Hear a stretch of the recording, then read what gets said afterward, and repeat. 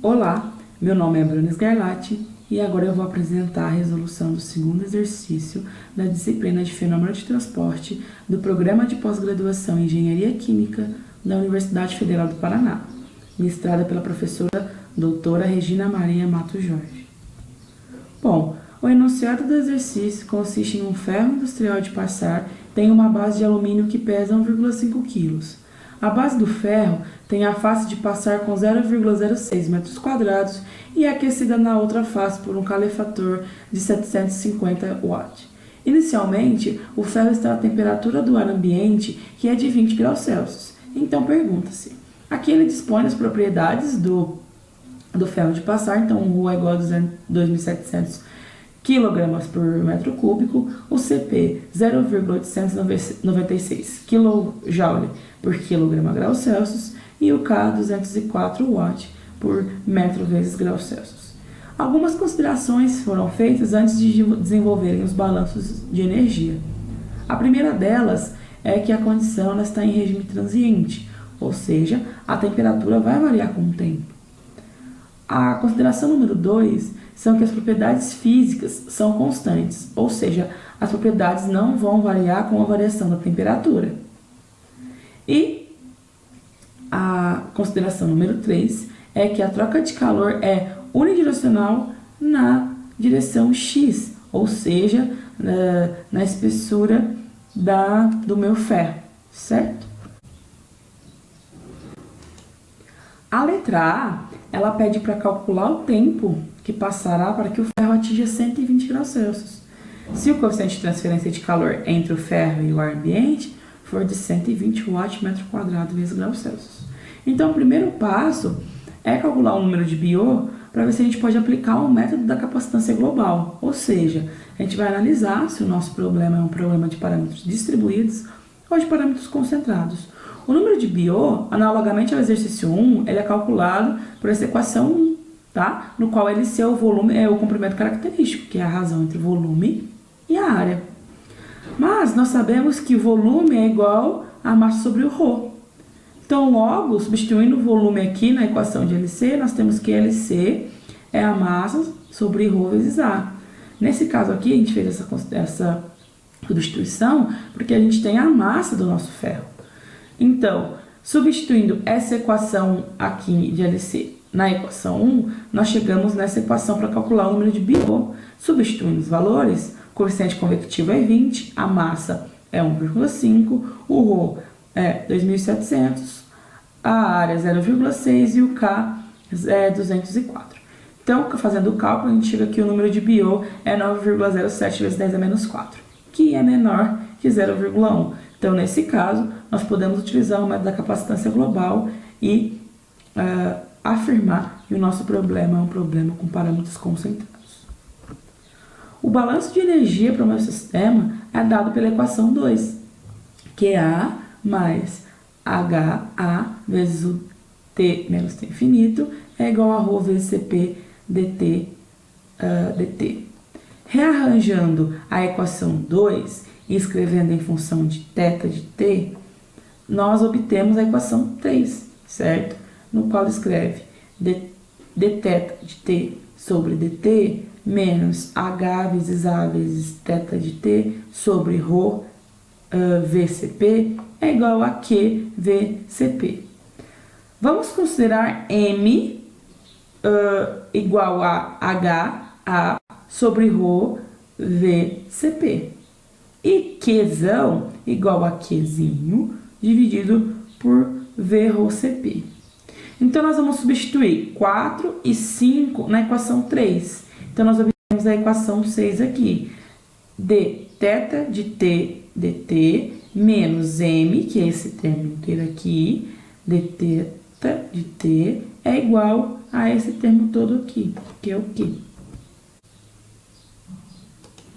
Bom, integrando indefinidamente a equação 6, nós resultamos aqui na equação 7, onde C' é a constante de integração. Então, nós vamos reescrever aqui o termo Q sobre M. Q sobre M, se a gente olhar nas equações 4 e 5, é Q dividido por VρCP vezes VρCP sobre HA. Cortando V com V, Rho e Rho, CP, CP, nós chegamos aqui que Q sobre M é igual a Qzinho sobre HA. Nós temos aqui a equação 8, então. A condição inicial para o nosso sistema CI é que no tempo igual a zero, o θ de zero é T0 menos T infinito, que isso é igual a θ0. Certo? Então, nós podemos calcular a constante C' se a gente aplicar a condição inicial aqui na equação 7. Certo? Então, θ de zero é igual a C' vezes E elevado a menos M vezes zero mais Q sobre H vezes A. Esse termo aqui, ele tende a 1, certo? Então, isolando C', nós chegamos que C' é igual a θ de zero, θ0, menos Q sobre H vezes A, tá? Então, substituindo 8, 9 em 7, nós chegamos aqui na equação 10, certo? Rearranjando a equação 10, obtemos a expressão utilizada para a condição de contorno mista. Então, o θ de t é igual a θ0 vezes e elevado a menos mt mais 1 menos e elevado a menos mt vezes qzinho sobre HA, certo? Sabemos que θ0 é igual a t0 menos t infinito. Nesse caso, t0 é igual a t infinito. Então, θ0 é igual a zero. Então, esse termo aqui, ele pode ser eliminado dessa expressão. Então, a equação 11, ela se reduz a essa expressão aqui, com esse termo igual a zero. Então, nós podemos agora calcular o valor de M a partir da equação 4, para depois a gente conseguir calcular a partir da equação 12 o tempo necessário para o ferro atingir 120 graus Celsius com coeficiente de troca térmica de 20 watt metro quadrado graus Celsius.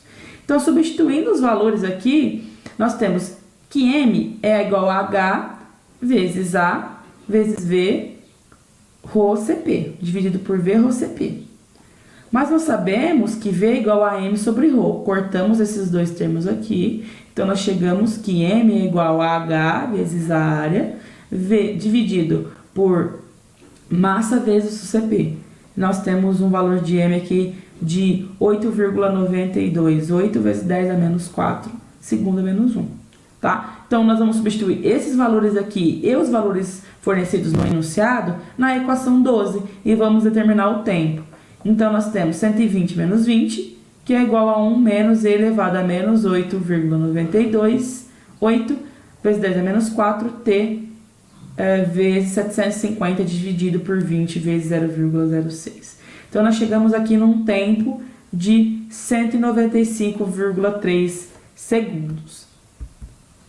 Analogamente à letra A letra B ela pede o tempo necessário para que o ferro atinja 120 graus Celsius se o coeficiente de transferência de calor for dobrado, ou seja, se ele for igual a 40 watt metro quadrado vezes graus Celsius. Então, novamente, devemos calcular o número de BO para analisar se podemos utilizar uma capacitância global, né? Nesse caso, o BO foi de 1,81 vezes 10 a menos 3, que é menor que 0,1. Então, nós podemos usar o método da capacitância global e concluir que o nosso problema é um problema de parâmetros concentrados, ou seja, a variação da temperatura dentro do corpo ela é nula, né? Então, ela não vai variar a composição dentro do meu sólido.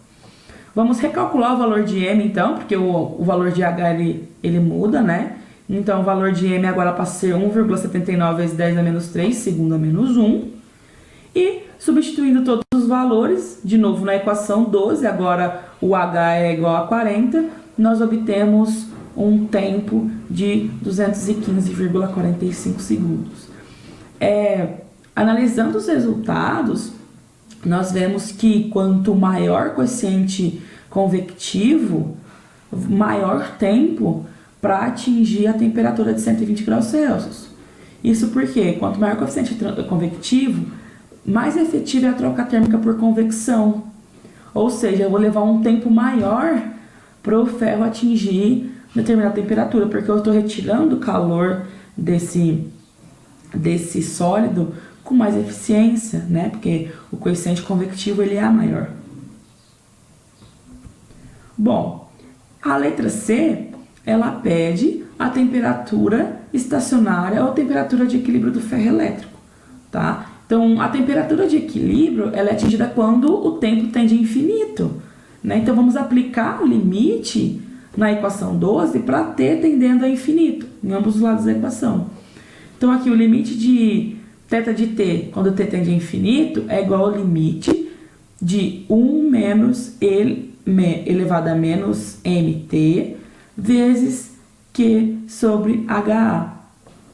Quando eu aplico o limite nesse termo aqui, esse termo aqui ele vai tender a zero, né? Porque se t tendeu a infinito, menos exponencial de menos um número tendendo a infinito é zero. Então, eu fico esse termo aqui entre parênteses igual a 1.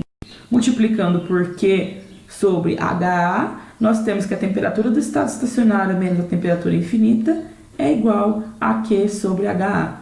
Então, calculando aqui para o H igual a 20 watts metro quadrado Gauss Celsius, nós temos a temperatura do estado estacionário de 645, enquanto para o H de 40 watts por metro quadrado Gauss Celsius, nós temos a temperatura de estado estacionário de 332,5 graus Celsius. Então, essa foi a apresentação do exercício 2. Estou aberta a dúvidas e muito obrigada pela atenção.